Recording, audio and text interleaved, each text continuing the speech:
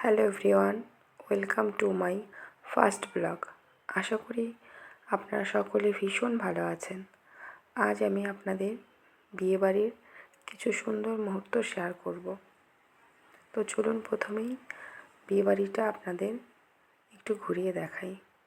বিয়েটি যেহেতু লজে হয়েছিল, লজটি কিন্তু ভীষণ সুন্দর করে সাজানো হয়েছিল। বিয়ের মণ্ডপটাও কিন্তু ভীষণ সুন্দর হয়েছিল। এরপর ভেতরে ঢুকে আমরা বিয়ের কনের সঙ্গে বেশ কিছু ছবি তুললাম। আমাকে কেমন লাগছিল অবশ্যই কিন্তু তোমরা কমেন্ট করে জানিও।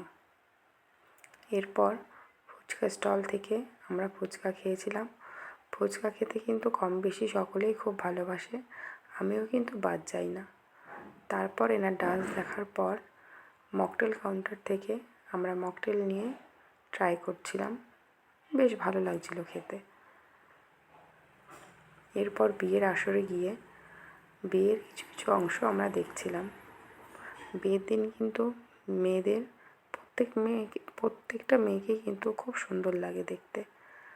তারপর আমি কিন্তু একটু কফি খেয়ে নিলাম। কফি খেতে যেহেতু আমি ভীষণ পছন্দ করি, আর শীতের সময় কিন্তু কফি আর গরম গরম পকোড়া খেতে ভীষণ ভালো লাগে।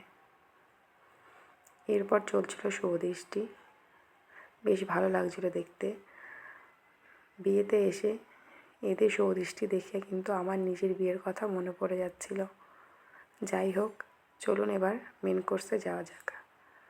তো প্রথমেই ছিল ফিশ ফ্রাই, তার সঙ্গে স্যালাড, সস।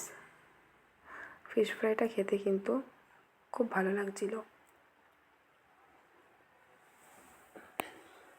তারপর ছিল কড়াইশুঁটির কচুরি ও চানা মশলা।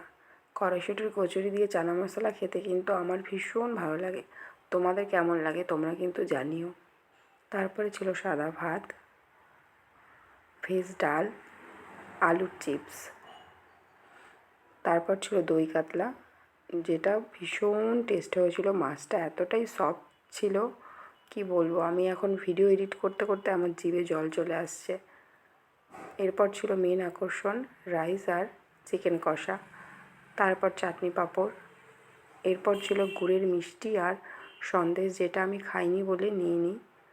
তারপর ছিল হাজমোলা আইসক্রিম। খাওয়া দাওয়ার শেষে আমরা আবারও বিয়ের আসরে গিয়ে বিয়ে দেখছিলাম। তো বিয়ের কনে আর বরমশাই কিন্তু নিজেদের মধ্যে কথা বলায় ব্যস্ত। এবার কিন্তু আমাদের বাড়ি ফেরার পালা। যেহেতু আমাদের বাড়ি অনেকটাই দূরে, সেহেতু এবার আমাদের বাড়ি ফিরতে হবে। ভিডিওটা যদি ভালো লাগে তাহলে অবশ্যই লাইক, শেয়ার, কমেন্ট করবেন আর পাশে থাকবেন। Tata, good night.